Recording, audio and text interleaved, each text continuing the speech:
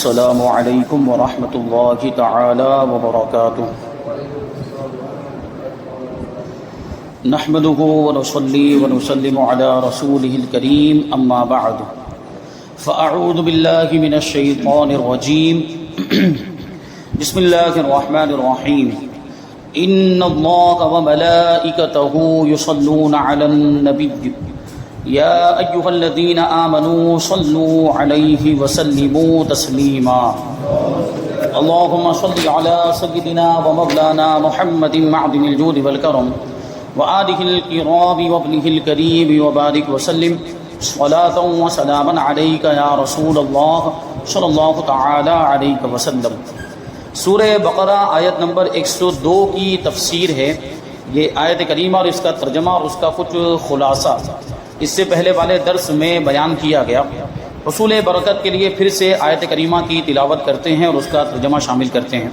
اللہ تبارک و تعالی ارشاد فرماتا ہے وَاتَّبَعُوا مَا تَتْلُو الشَّيَاطِينُ عَلَى مُلْكِ سُلَيْمَانَ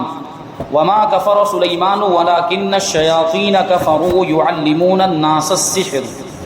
وَمَا أُنزِلَ عَلَى الْمَلَكَيْنِ بِبَابِلَ هَارُوتَ وَمَارُوتَ وما يعلمان من أحد حتى يقولا إنما نحن فتنة فلا تكفر فيتعلمون منهما ما يفرقون به بين المرء وزوجه وما هم بضارين به من أحد إلا بإذن الله ويتعلمون ما يضرهم ولا ينفعهم ولقد علموا لمن اشتراه ما له في الآخرة من خلاق ولبئس ما شروا به أنفسهم لو كانوا يعلمون۔ اور یہ سلیمان علیہ السلام کے عہد حکومت میں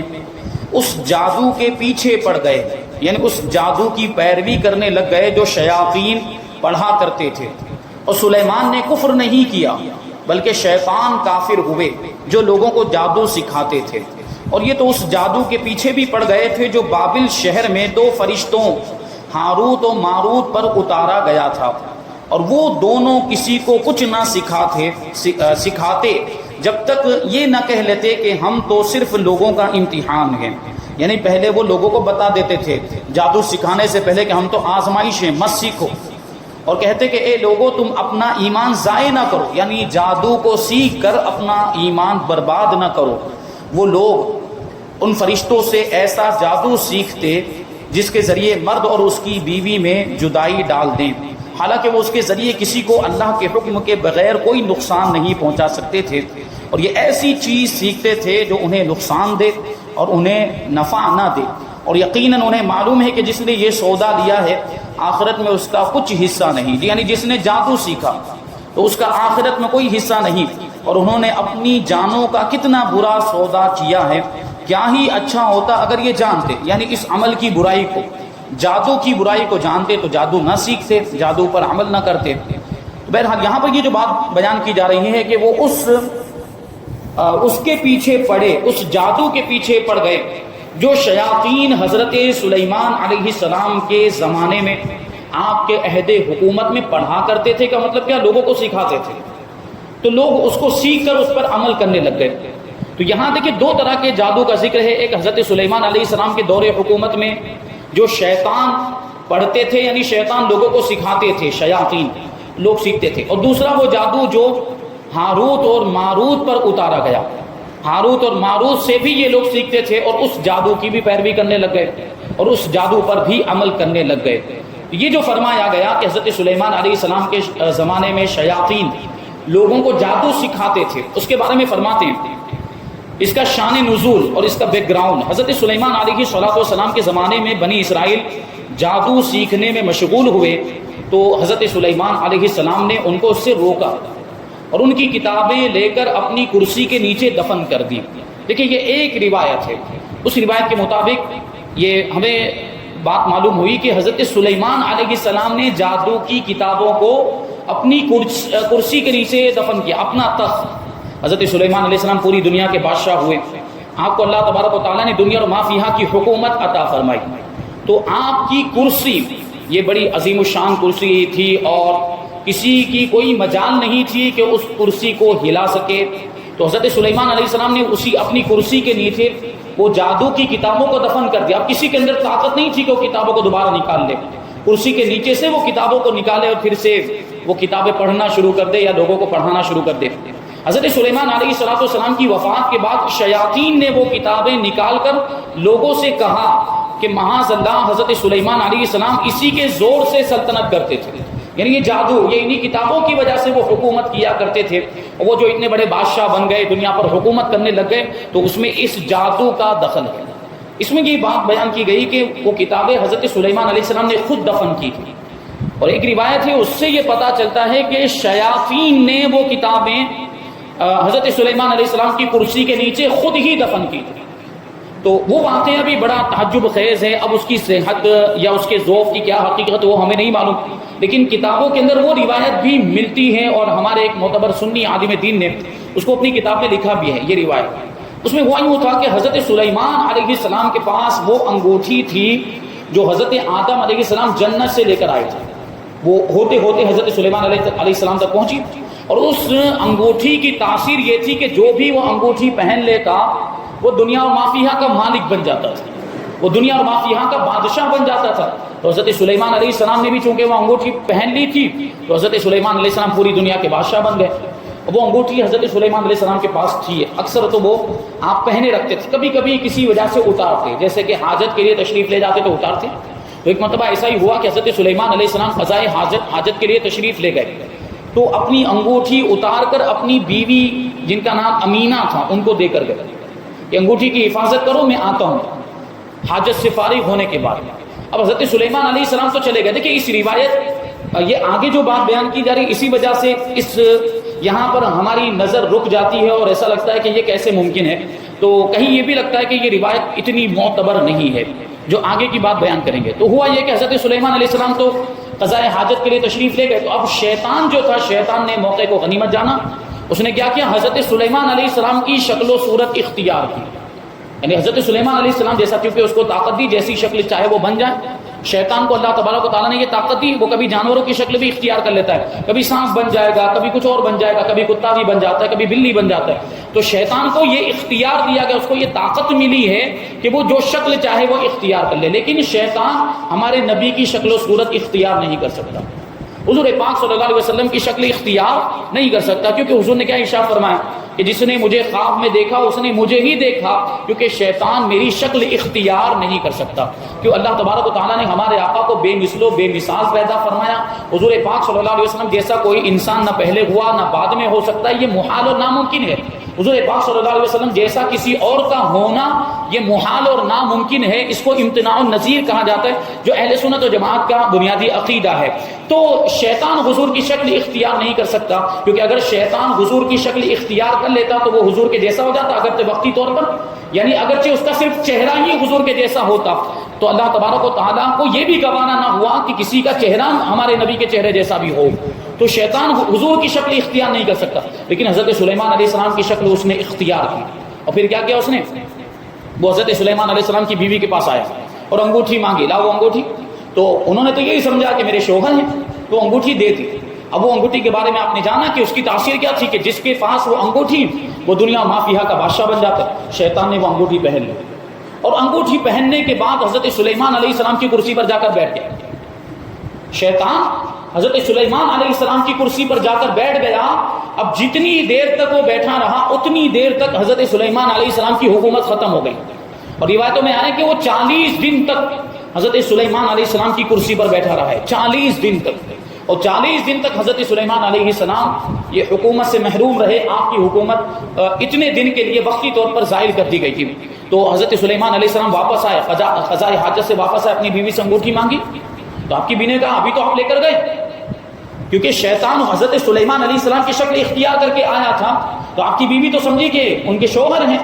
تو آپ کی بیوی نے کہا کہ ابھی تو آپ لے کر گئے۔ تو حضرت سلیمان علیہ السلام کو پورا واقعہ سمجھ میں آ گیا، ماجرا سمجھ میں آ گیا کہ کیا ہوا ہے۔ یہ اللہ تبارک و تعالیٰ کی طرف سے آزمائش ہے۔ حضرت سلیمان علیہ السلام نے صبر کیا، پھر اللہ تبارک و تعالیٰ نے آپ کی حکومت واپس لوٹا دی۔ 40 دن کے بعد حضرت سلیمان علیہ السلام کی حکومت واپس لوٹا دی۔ حضرت سلیمان علیہ السلام نے شیطان سے انگوٹھی واپس لے لی، اور اس نے یہ جو جرم کیا تھا، جو اس نے یہ اس طریقے سے سازش رچی تھی، حضرت سلیمان علیہ السلام نے اس کو اس کی سزا بھی دی۔ تو اس واقعے میں یہ ہے کہ شیطان نے وہ جو جادو کی کتابیں تھیں وہ لے کر اسی زمانے میں، اسی عرصے میں جب وہ 40 دنوں کے لیے بادشاہ بنا تھا، اسی عرصے میں، اسی مدت میں شیطان نے وہ جادو کی کتابیں لے کر کرسی کے نیچے چھپا دی تھی۔ اب یہاں پہ چھپانا مقصد تھا کیونکہ حضرت سلیمان علیہ السلام نے جادو سے روکا تھا، اور شیاطین کو یہ خطرہ لاحق تھا کہ یہ کتابیں اگر حضرت سلیمان علیہ السلام کے ہاتھ میں آ گئی تو حضرت سلیمان علیہ السلام اس کو ضائع کر دیں گے، پھر ہم لوگوں کو جادو سکھا کر ان کو گمراہ نہیں کر سکیں گے، تو شیطان نے اس کو چھپا دیا تھا۔ ایک تو یہ واقعہ ہوا، اور دوسری روایت یہ ہے کہ حضرت سلیمان علیہ السلام نے خود ہی وہ جادو کی کتابوں کو اپنی کرسی کے نیچے دفن کیا تھا، اور یہاں دفن کرنے کا مقصد یہ تھا کہ لوگ اس کو نکال کر اس پر عمل کرنا شروع نہ کر دیں۔ بہرحال حضرت سلیمان علیہ السلام کا انتقال ہوا تو حضرت سلیمان علیہ السلام کی وفات کے بعد شیاطین نے وہ کتابیں نکالی حضرت سلیمان علیہ السلام کی کرسی کے نیچے سے، اور لوگوں سے کہنے لگے کہ حضرت سلیمان علیہ السلام انہی کتابوں کی وجہ سے اور اسی جادو کی وجہ سے تم پر حکومت کرتے تھے۔ ان کی جو حکومت تھی معاذ اللہ وہ جادو کی وجہ سے تھی، یعنی انہوں نے حضرت سلیمان علیہ السلام کو جادوگر ثابت کرنے کی کوشش کی، اور حضرت سلیمان علیہ السلام کی شریعت میں جادو مطلقاً کفر تھا، اسی لیے تو آگے فرمایا کہ وما کفر سلیمان، حضرت سلیمان علیہ السلام نے کفر نہیں کیا، یعنی جادو کا عمل کر کے، جادو کر کے حضرت سلیمان علیہ السلام نے کفر نہیں کیا، بلکہ شیاطین کافر ہیں، شیاطین کفر کرتے تھے جو لوگوں کو جادو سکھاتے تھے۔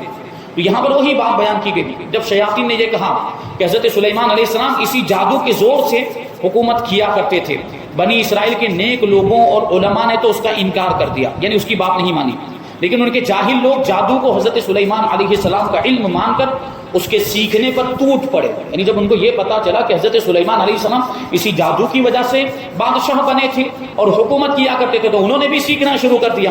اور اس کو برکت والا سمجھ کے سیکھنے لگے۔ حضرت سلیمان علیہ السلام جب یہ جادو کرتے تھے معاذ اللہ ان کے وہ شیاطین کے کہنے کے مطابق، تو ہمیں بھی سیکھنا چاہیے، تو انہوں نے سیکھنا شروع کر دیا۔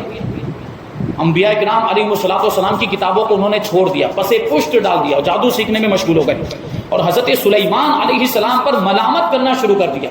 حضرت سلیمان علیہ السلام کو برا بھلا کہنے لگ گئے۔ ہمارے آقا حضرت محمد مصطفیٰ صلی اللہ علیہ وسلم کے زمانے تک یہی حال رہا، بلکہ یہودی معاذ اللہ حضرت سلیمان علیہ السلام کو کافر کہتے تھے،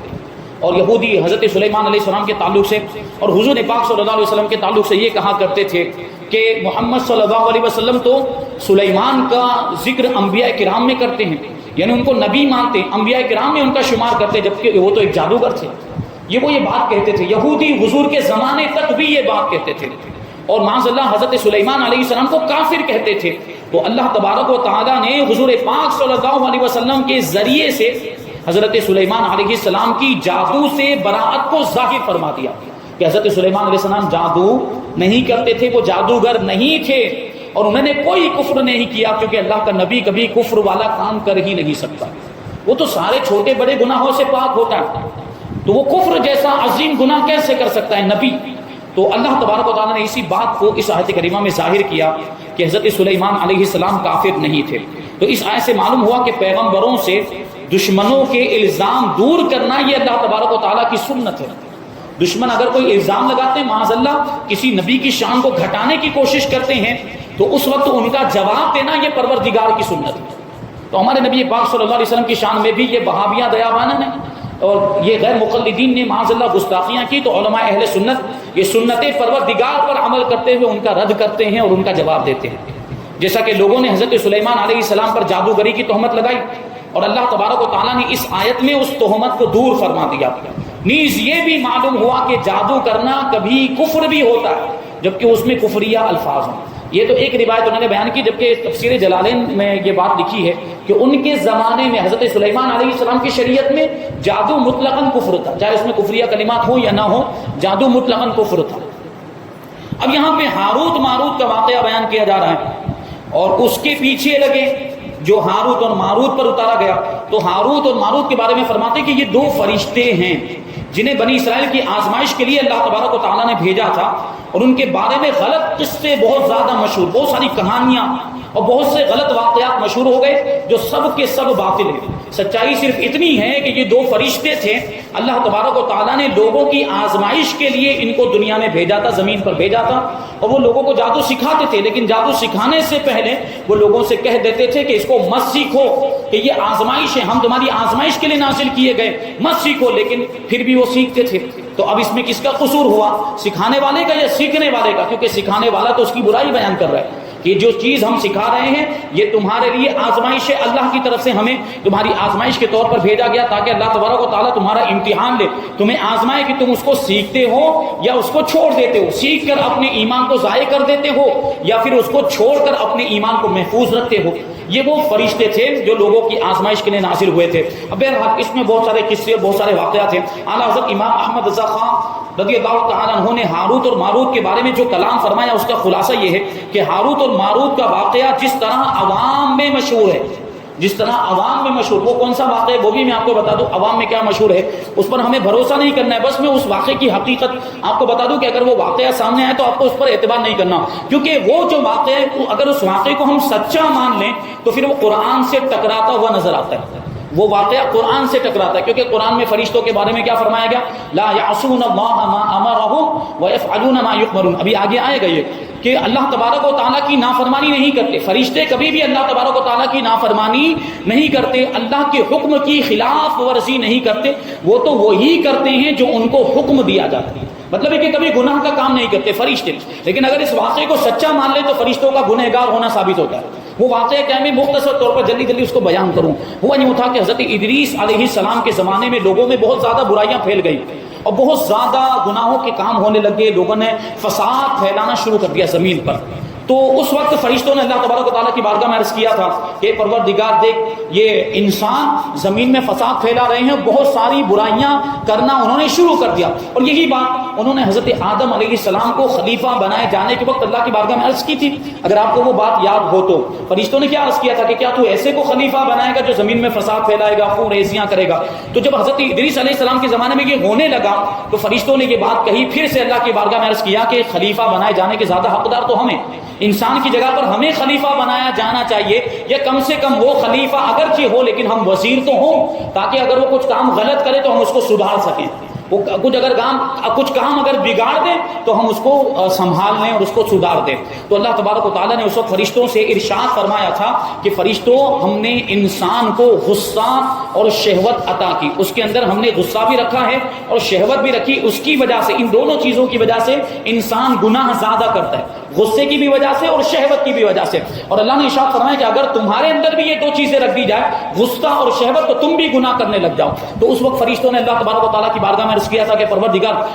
ہم تو گناہ کے قریب بھی نہیں جائیں گے، اگرچہ ہمیں غصہ دے دیا جائے، ہمارے اندر شہوت کا جذبہ بھی رکھ دیا جائے، ہم گناہ کے قریب نہیں جائیں گے۔ یہ فرشتوں نے دعویٰ کیا تھا۔ بہرحال یہ وہ واقعہ جو ضعیف واقعہ ہے، میں وہ بیان کر رہا ہوں، یہ واقعہ اس پر آپ اعتماد نہیں کر سکتے، بس یہ بیان کرنے کے لیے کہ جو مشہور ہو گیا ہے وہ واقعہ کون سا ہے، وہ یہ واقعہ۔ تو فرشتوں نے یہ بات عرض کی تھی کہ ہمارے اندر اگرچہ کتنا ہی زیادہ غصہ یا کتنی ہی زیادہ شہوت کیوں نہ رکھ دی جائے، ہم گناہ کے قریب نہیں جائیں گے۔ تو اللہ تبارک و تعالیٰ نے ان کی آزمائش کے لیے حکم دیا، ارشاد فرمایا کہ ٹھیک ہے، تو تمہاری آزمائش ہوتی ہے، تم اپنے اندر سے جو فرشتوں میں سے جو زیادہ متقی پرہیزگار ہوں اور بہت بڑے اونچے مرتبے والے ہوں، بہت زیادہ عبادت گزار ہوں، ان میں سے 2 فرشتوں کو چن لو۔ تو اپنے فرشتوں نے آپس میں سے یہ مشورہ کرنے کے بعد، جائزہ لینے کے بعد 2 فرشتوں کا انتخاب کیا جن کا نام تھا ہاروت اور ماروت،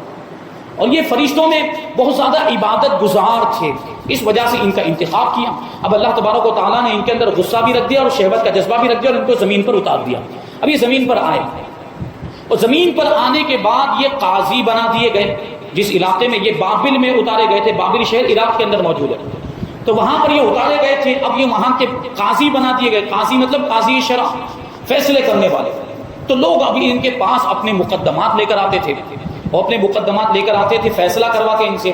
اور کچھ ہی دنوں کے اندر، 1 مہینے کا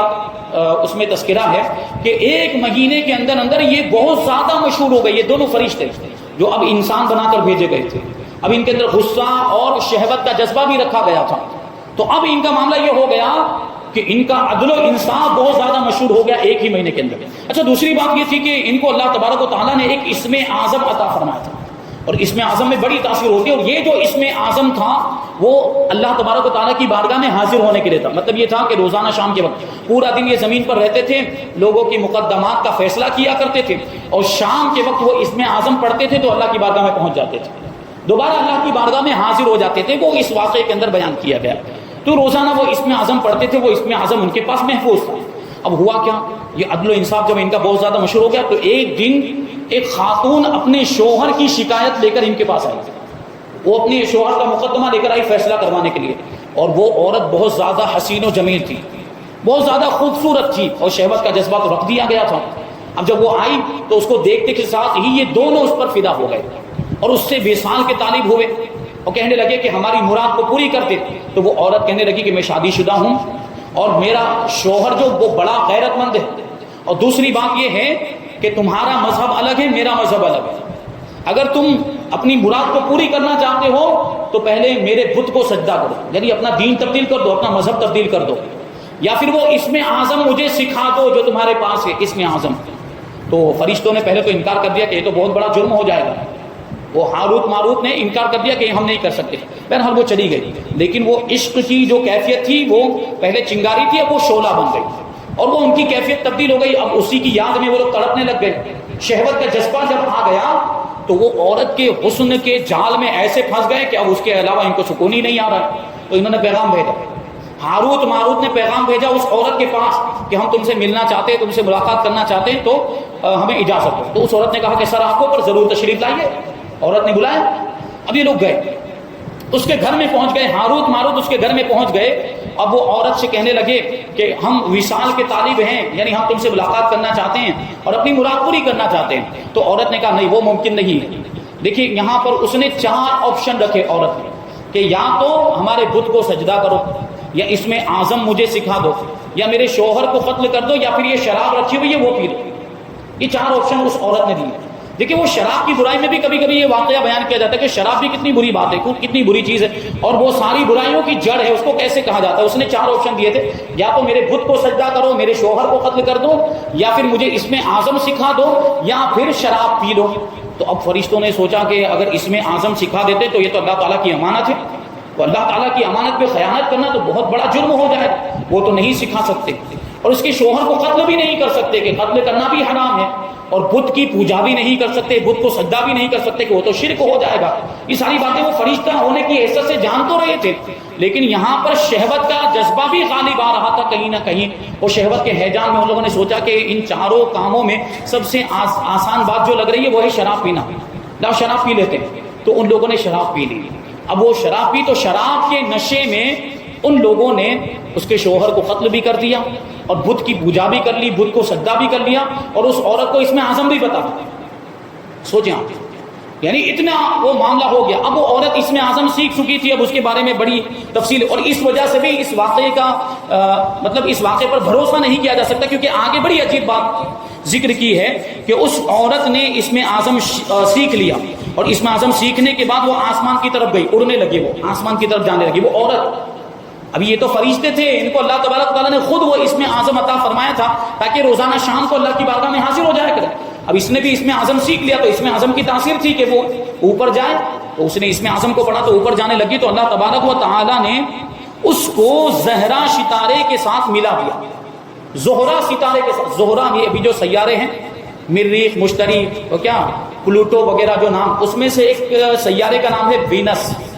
وینس اسی کو زہرا ستارہ کہا جاتا ہے. تو اس کے بارے میں کہہ رہے ہیں کہ اللہ تبارک و تعالیٰ نے اس عورت کو جب وہ اونچی اوپر گئی تو وہ زہرا ستارے کے ساتھ اللہ تبارک و تعالیٰ نے اس کو ملا دیا، اور اس کی شکل اس زہرا ستارے کی طرح ہو گئی. اب سوچیں یہ بات عقل میں آنے والی ہے کہ اس کی شکل زہرا ستارے کی طرح ہو گئی، تو پھر وہ زہرا ستارہ کہاں گئے؟ زہرا ستارہ تو اب بھی موجود ہے، وینس اب بھی موجود ہے. تو اگر وہ عورت بھی ستارہ بن گئی ہے تو دوسرا وینس ہونا چاہیے، دوسرا وینس ہونا چاہیے. تو اسی سے اس واقعے کا غیر معتبر ہونا بھی ثابت ہوتا ہے اور اس واقعے کا غلط ہونا بھی ثابت ہوتا ہے. اور یہ بات دیکھیں یہاں پر فرشتوں کا گنہگار ہونا ثابت ہوتا ہے، وہ بھی کتنا بڑا گنہگار. تو انہوں نے پھر شرک بھی کر لیا، معاذ اللہ، انہوں نے بت کو سجدہ کر کے شرک کر لیا اور قتل جیسا حرام گناہ بھی کر لیا، اور پھر وہ اس میں اعظم جو اللہ تعالیٰ کی امانت اس میں بھی خیانت، اور شراب پینا وہ بھی حرام. تو اس سے فرشتوں کا گنہگار ہونا ثابت ہوتا ہے، اور بھی بہت زیادہ اس میں خرابیاں ہیں، اس لیے اس واقعے پر بھروسہ نہیں کر سکتے ہیں. تو اعلیٰ حضرت رضی اللہ تعالیٰ عنہ نے فرمایا کہ ہاروت ماروت کا واقعہ جس طرح عوام میں مشہور ہے، ائمہ کرام اس کا شدید اور سخت انکار کرتے ہیں، وہ واقعہ غلط ہے. اس کی تفصیل شفا شریف اور اس کی شروحات میں موجود ہے. یہاں تک کہ امام اجل حضرت قاضی عیاض رحمۃ اللہ تعالی علیہ نے فرمایا کہ ہاروت و ماروت کے بارے میں یہ خبریں یہودیوں کی کتابوں اور ان کی گھڑی ہوئی باتوں میں سے ہے. یہودیوں نے یہ واقعہ اپنی طرف سے بنا لیا اور راجح یہی ہے، صحیح یہی ہے کہ ہاروت اور ماروت دو فرشتے ہیں جنہیں اللہ تبارک و تعالیٰ نے مخلوق کی آزمائش کے لیے مقرر فرمایا تھا، زمین پر بھیجا تھا. جو جادو سیکھنا چاہے اسے نصیحت کرے، اس لیے بھیجا تھا کہ جو جادو سیکھنا چاہیں اس کو نصیحت کریں اور یہ کہیں کہ انما نحن فتنۃ فلا تکفر، کہ ہم تو آزمائش ہیں اور آزمائش کے لیے ہی مقرر کیے گئے ہیں. تو جادو کو سیکھ کر اپنے ایمان کو ضائع نہ کریں اور کفر میں مبتلا نہ ہو، اور جو ان کی بات نہ مانے وہ اپنے پاؤں پہ چل کے خود ہی جہنم میں جائے. یہ فرشتے اگر اسے جادو سکھاتے ہیں تو وہ فرما برداری کر رہے ہیں، نہ کہ نافرمانی. کہ جو بات کہی گئی کہ فرشتے اللہ تبارک و تعالیٰ کی نافرمانی نہیں کرتے، تو جادو سکھا کر یہ نہیں کہا جا سکتا کہ جادو سکھانا بھی تو غلط ہوا، تو جادو سکھانا بھی یہ اللہ تبارک و تعالیٰ کی نافرمانی ہو؟ نہیں، یہ اللہ تعالیٰ کی نافرمانی نہیں، کیونکہ ان کو جادو سکھانے کا حکم خود اللہ تبارک و تعالیٰ نے دیا تھا. تو اب اگر وہ جادو سکھا رہے ہیں تو وہ اللہ کے حکم کے مطابق سکھا رہے ہیں، تو فرما بردار ہوئے، نافرمان کہاں ہوئے. تو اگر اس بات کو مانے تو پھر کسی طرح کی کوئی خرابی اس میں لازم نہیں آتی. بہرحال ابھی وہ جو فرشتوں کے معصوم ہونے کی بات ہے اور جادو کی حقیقت کیا ہے، جادو کسے کہا جاتا ہے، انشاءاللہ تبارک و تعالیٰ یہ ساری باتیں ہم آئندہ درس میں شامل کریں گے. اللہ تبارک و تعالیٰ کی بارگاہ میں دعا ہے کہ جو کچھ بھی بیان ہوا اس پر ہم سب کو عمل کرنے کی توفیق عطا فرمائے اور نور قرآن سے ہم سب کے دلوں کو روشن اور منور فرمائے. وما علینا الا البلاغ. السلام علیکم.